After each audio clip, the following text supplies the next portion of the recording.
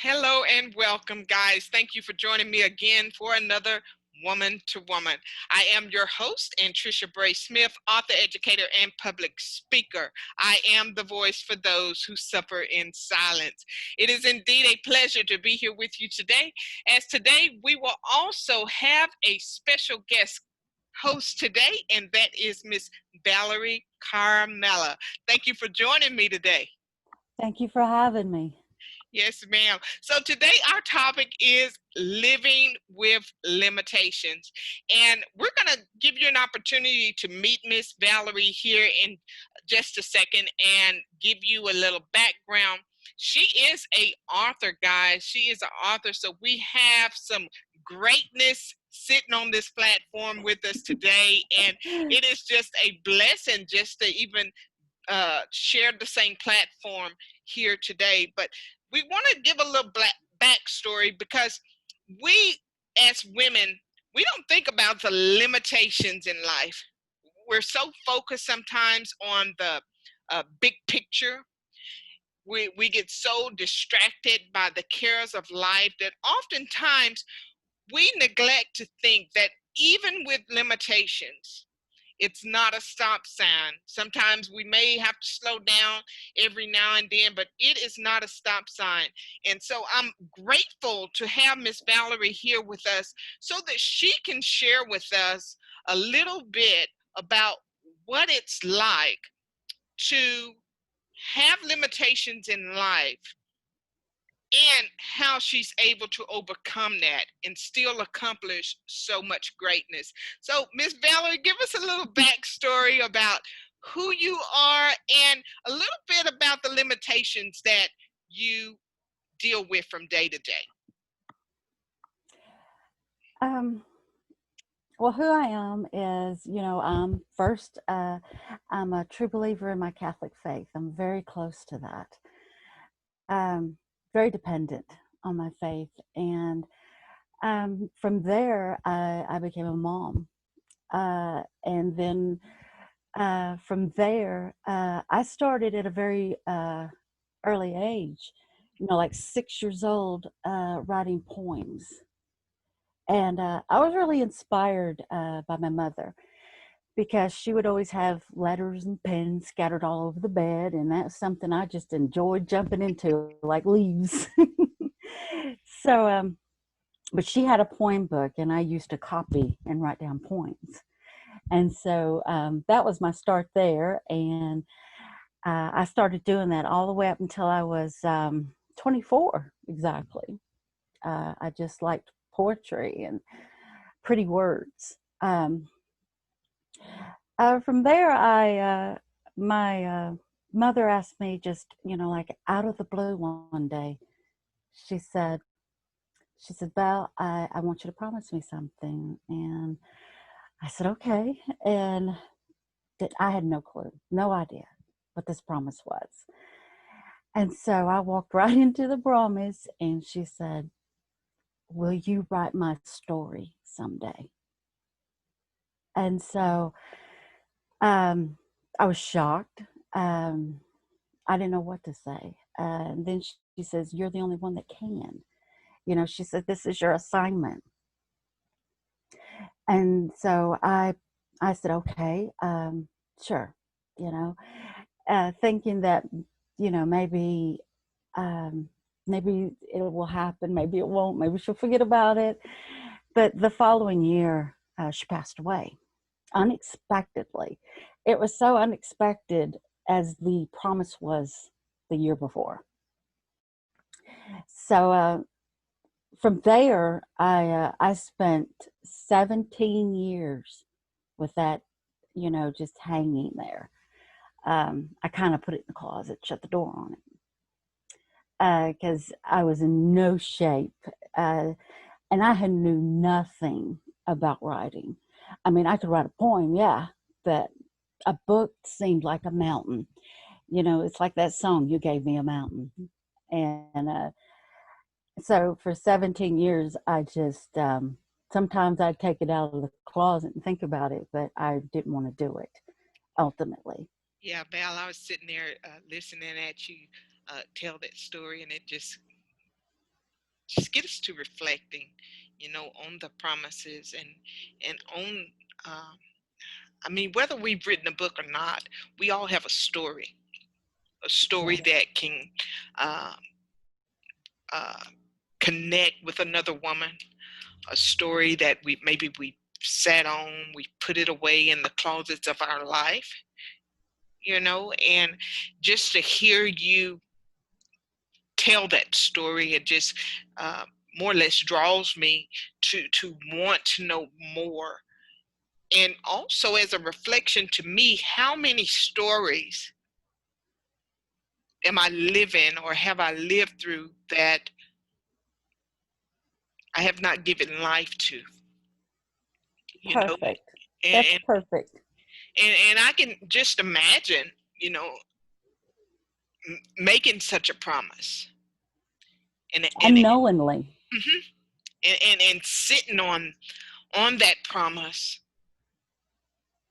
but then not forgetting about it, looking at it every now and then, and when you see that, we can also see this in our natural, not even just about a story of life or someone's story, but I can see you making a promise to give a voice to your mom who may not necessarily have found her voice in her days, but Per- depending on you to share, to shed some light, and for you to have opportunities. Maybe she didn't have the opportunity. We'll never know from her perspective, but for her to trust you enough to give her story life and give it a voice. What does that mean to you? it was very shocking. Um, Especially I didn't understand the assignment, you know, or the direction that this promise was taking me to.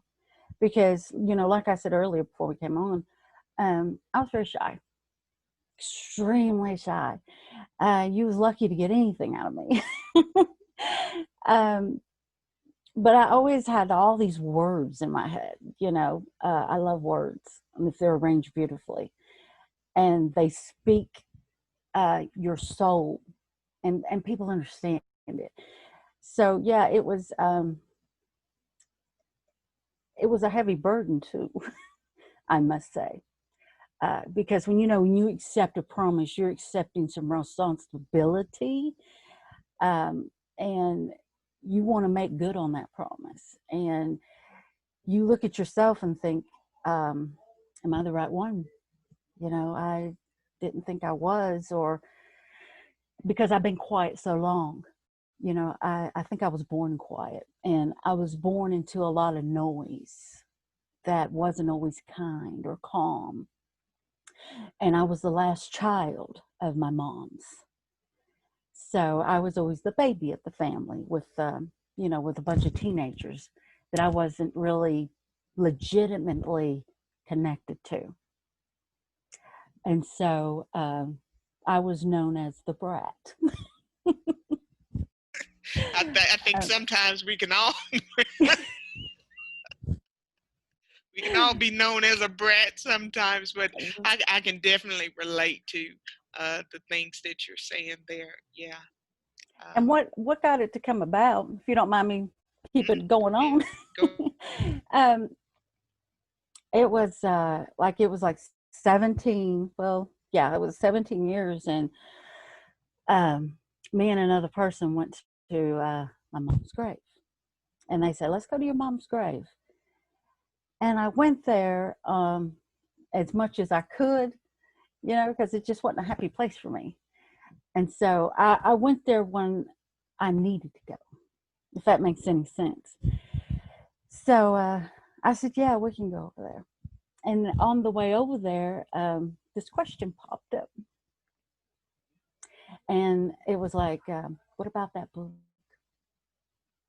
Nobody said anything all these years about that book, but she did. What about that book?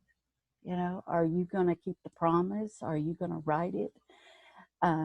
do you know where you're going to start? And I'm like, no, no. But, you know, when I came away from the grave, I, and I didn't say anything to her. It was like, I have to do this. I have to find the strength. And so I had a dream. It was like in, I don't know if it was '03 or something. It was in the early 2000s of this decade. I had a dream about my mom, and she told me, she said, you can do this. She said, I believe in you. Well, I didn't believe in me. And so, but she believed in me. She believed I could do it. And she believed that, you know, I was her star. Um, Something that, you know, like you said, she didn't get to be. Um, and so that really got my courage up. But I still needed prayer and I needed strength. And I really didn't have anybody to talk to. I never have really. And so this meant bearing my soul. This meant telling um, a life that it's just hard to imagine was ever lived. And so, where do you start with this life that she lived?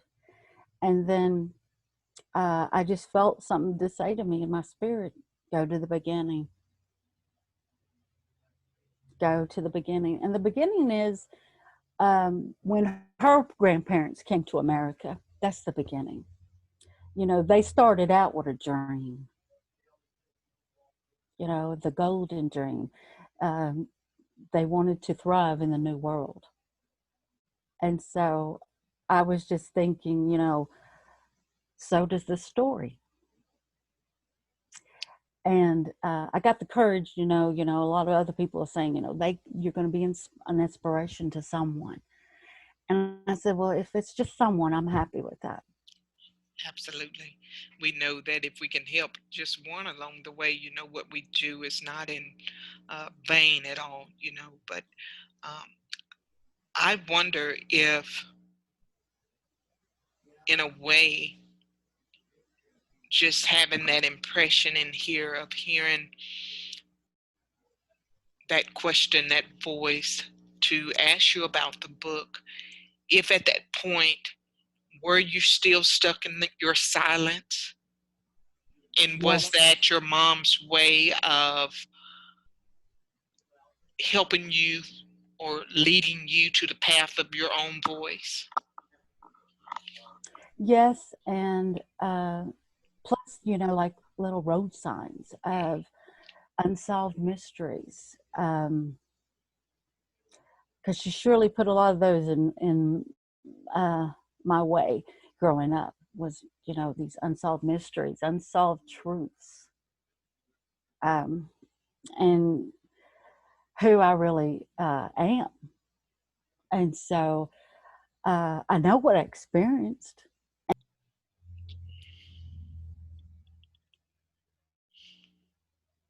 Yes, uh, I was sitting in silence, and it was really noisy.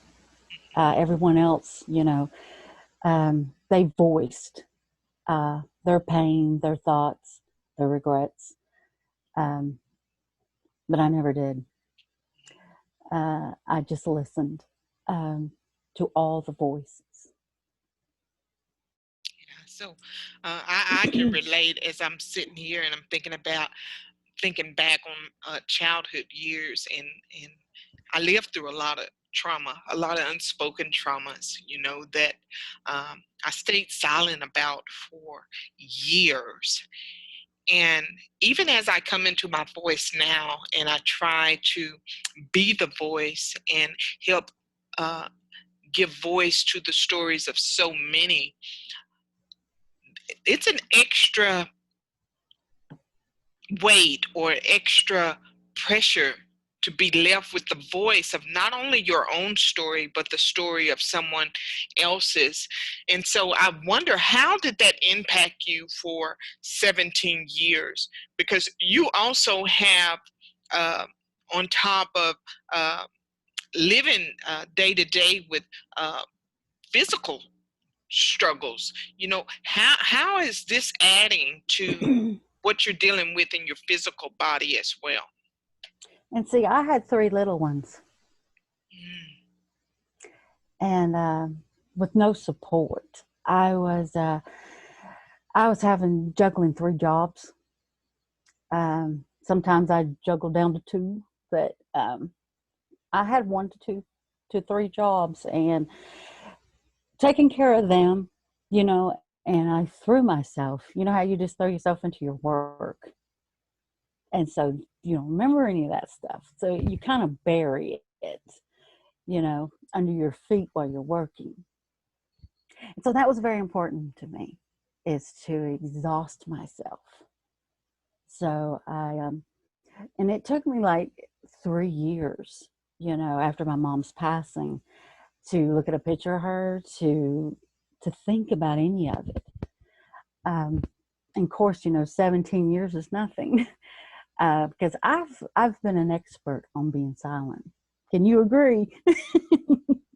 I got expertise in that area, and because you think nobody cares, you think nobody wants to hear it, they ain't got time for it, or you want pity. I think where I got stuck is I thought I was the only one, because it's something that even though now that I know that other people dealt with some of the same traumas that I did, even though maybe there were some young ladies near you that were dealing with some of the same things, even some of your older siblings, we just never know.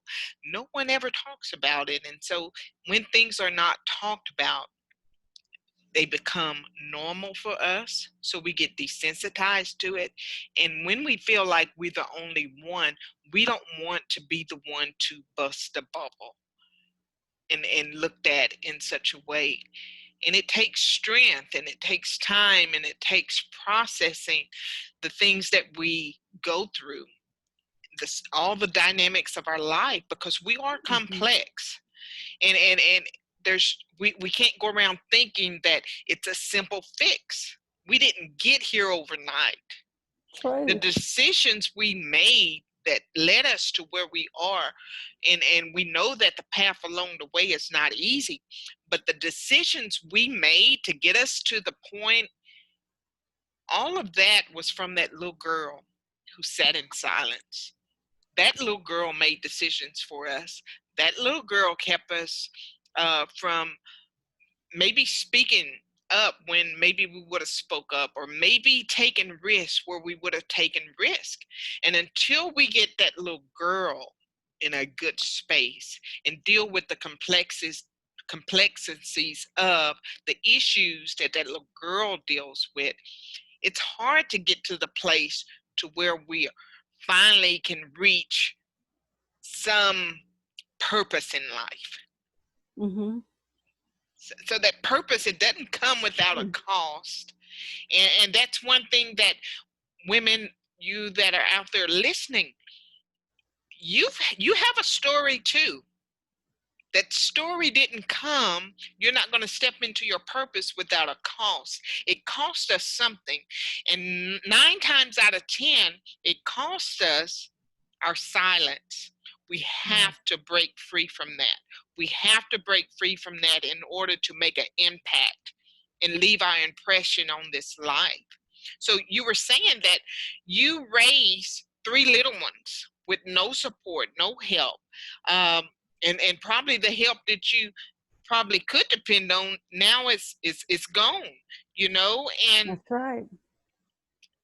that's a limitation all within itself. Let's just look at it like that. That's a limitation, and there's so many people out here today that are doing just that. And maybe Right. we feel like we've been cheated, so to speak.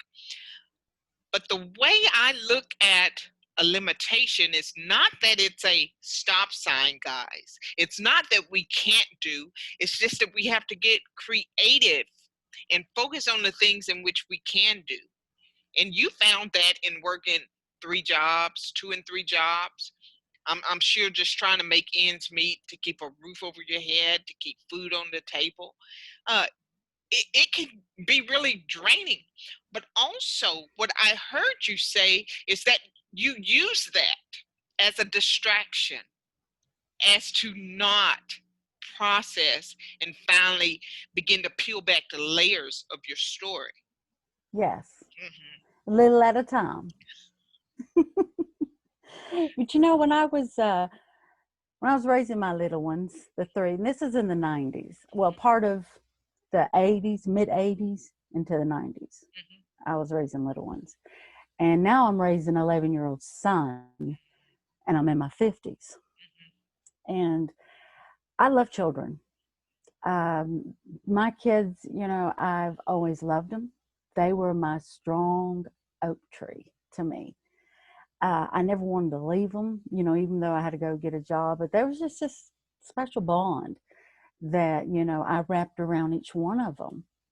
And so that's another thing, another link that kept me going forward was, I loved them, they loved me, and that really helps. That keeps you healthy in your mind. So, Yeah, I do. You just took me back so many years. That was something that I always shared with my girls.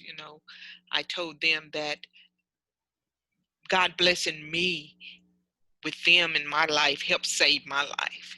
And, amen. and that is so true even to this day. If I didn't have them, I don't know where I would be. I don't know if I could find the voice, but I had to find my voice to make sure that they had a voice, make sure that they knew that they had a voice and how to use it. And they are so precious, and they do keep us going, and they give us life in more ways than sometimes we can lose sight of that. Sometimes we're so caught up and distracted with the hustle and bustle that But sometimes. back then I didn't lose sight of it. Mhm. I was very That's appreciative good. of it. That's good. When my first child, came about, I always said that my first child saved me. I really do because, I was afraid. I don't know about you, but I was afraid I didn't know how to love her the right way, or to even hug her. Was I doing Right. it right? Because I never received it. And so now God's giving me this baby. I'm going to show you how to love. And He did through her, and now it's just continuing. Um, and it took me a long time to even say the words, I love you, Oh yeah. because they were almost like embarrassing. Yeah. I think with me, with mine, I was afraid of hurting them, maybe abusing them, or not really giving them what they needed to thrive. I think that is where my fear lied. And so I was always um, more cautious and more aware of how I interacted with them, to make sure that I said good things to them and that Oh, they yes. knew that they were loved. So yeah, I can relate to that. Oh, yeah. So, So how is it different? I know you said you have an 11-year-old now. How is it different with um, the older kids you have, and now taking that step all over again in what is already such a chaotic life for most of us here as we have moved into 2021? How is it different uh, now as opposed to then? the best way I can look at that is, what was first will be last. And so, what that means is, my first one saved me, and my first one was there for me. And so now, my 11-year-old son, he saved me and he's there for me in a mighty big way. So, God knows. God Absolutely. knows what we need. A want is a bonus. A want is a bonus, but He Yeah, knows what we need.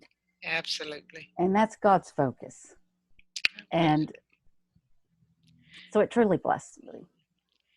So I can see and relate, and I'm assuming that you as a woman looking at you then in the mid 80s to 90s, and now in the 21st century, and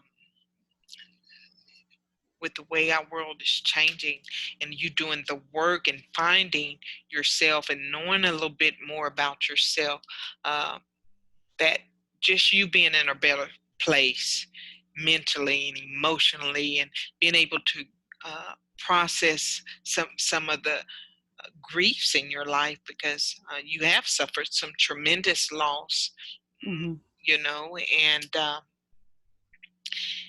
so just you being in that space emotionally, does that have an impact at all on how you're able to allow your son now to give you that extra edge of life that you need from day to day?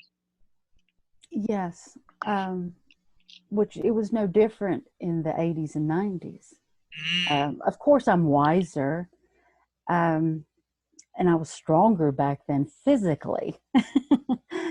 um, but like I said, you know, what was first is last. And I don't think I could have came out of um, this tragedy that I experienced 4 years ago if it wasn't for him.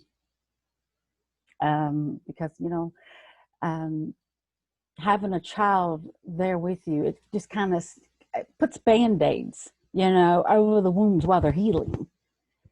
So I'm it very gives thankful. gives us a reason to keep getting up every day, and we know that, Continuing, yeah, continuing, yes. yeah, and just finding that, uh, if it's just something little, finding that motivation to just press through the day. And guys, you're here with me listening to Woman to Woman, where we're talking about living with limitations. And I have a special guest host with me in the studio today.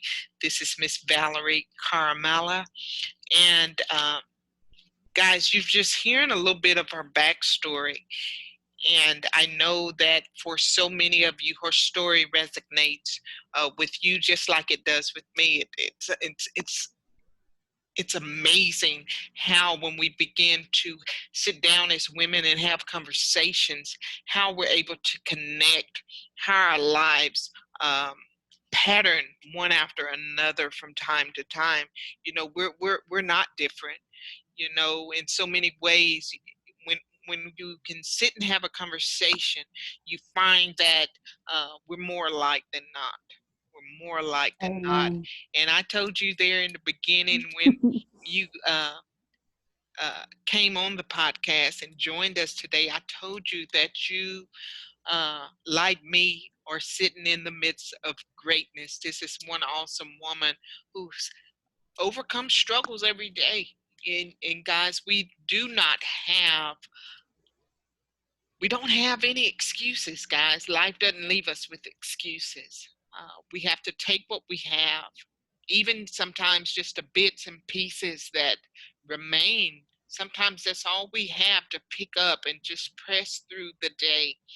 Uh, but Valerie is an author, and like I mentioned earlier, and I want her to tell you a little bit about her book, the Jalen Rose series. It's Jalen Rose of Rolling Brook.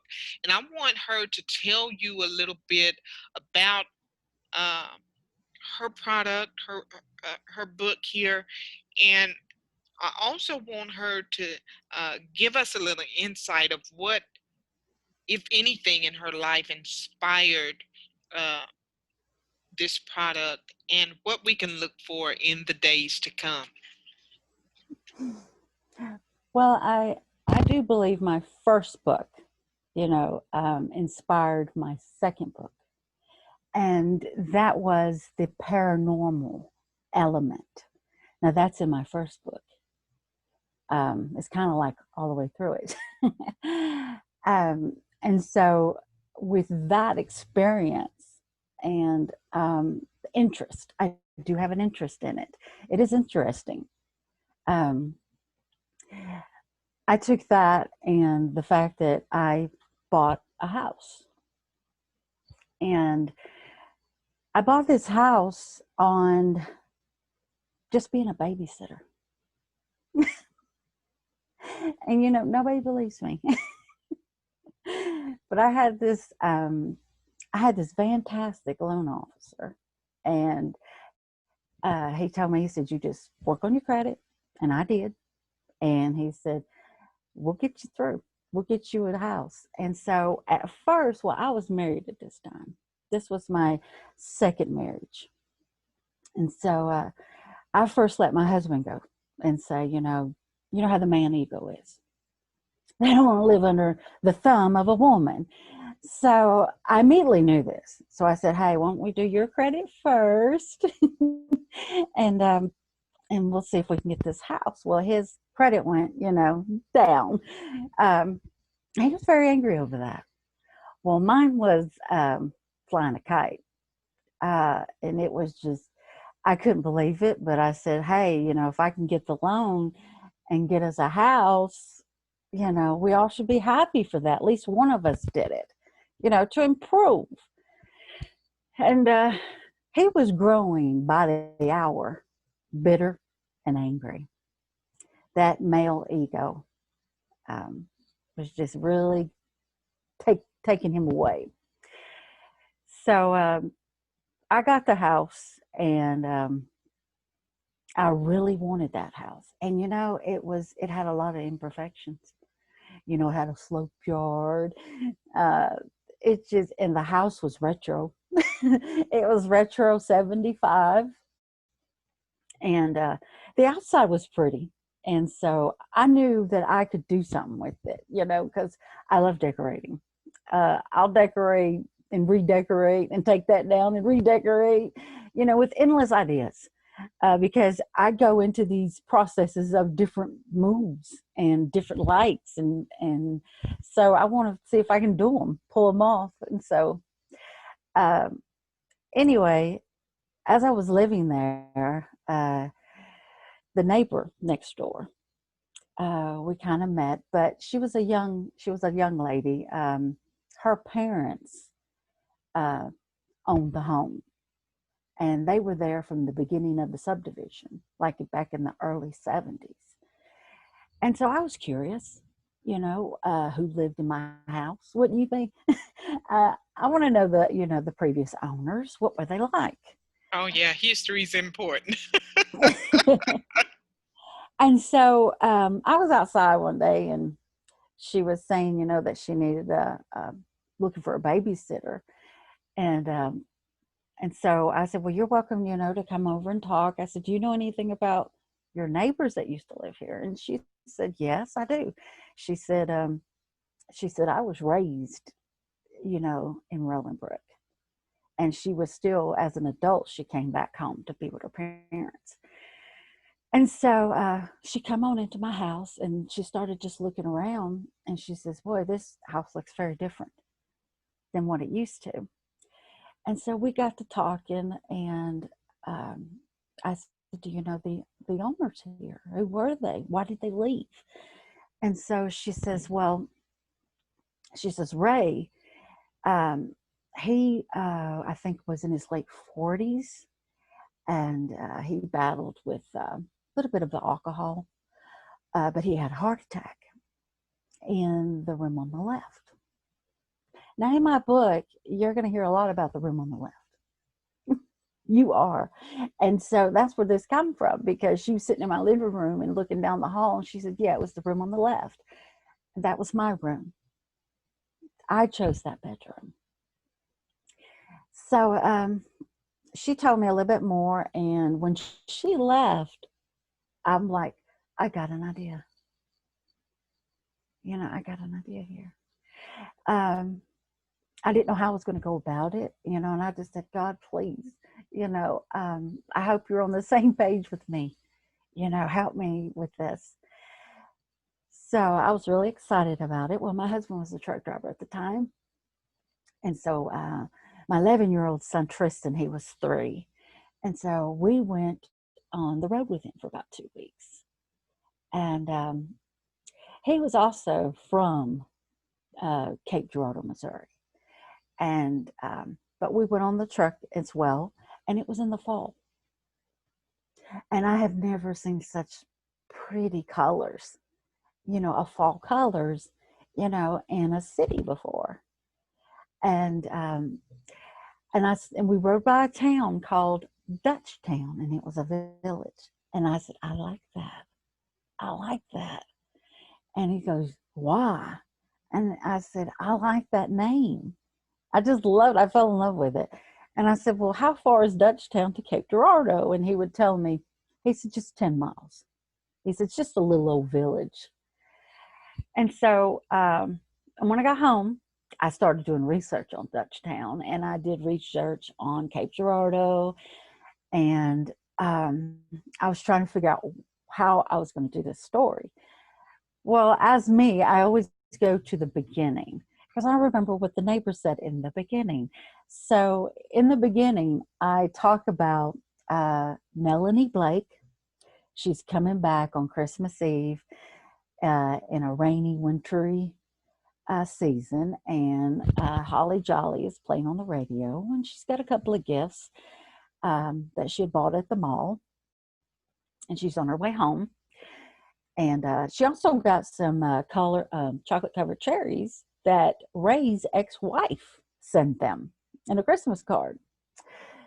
And so she's on her way home in Rolandbrook. It's very dark, there's no street lights, but all you can see is the Christmas decorations and the lights.